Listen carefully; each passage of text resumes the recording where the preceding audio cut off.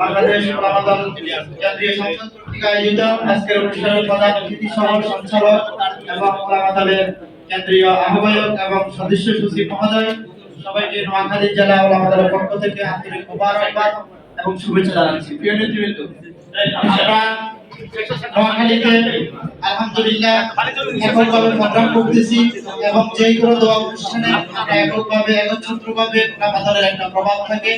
আমি চাইবো যে আমরা ছাত্রদল যুবদল আমরা অন্যান্য অঙ্গ সংগঠনের মতোই আমরা পিছিয়ে পড়লে এবং পিছিয়ে থাকলে চলবে না।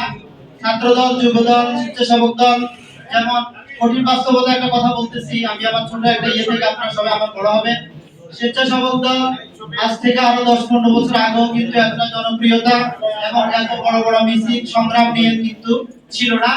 যখন শফিউল বারী বাবু ভাই এবং হাবিবুল নবী খান শহীদ ভাই পর থেকে আজকে স্বেচ্ছাসেবক দল পুরো বাংলাদেশে প্রতিষ্ঠিত এবং এককভাবে প্রোগ্রাম এবং রাজপথে কঠিন ভূমিকা পালন করছে। তো আমরা যদি আমাদের সংগ্রামের আহ্বায়ক মহোদয় এবং সদস্যদের নেতৃত্বে আমরাও চাইব যে ওলামা দল ছাত্রদল যুবদল স্বেচ্ছাসেবক দলের মতো আলাদাভাবে প্রোগ্রাম এবং সকল প্রোগ্রাম যারা আয়োজন আমরা উপস্থিত হতে পারি, সেরকম ভাবে আমরা কাজ করতে পারি।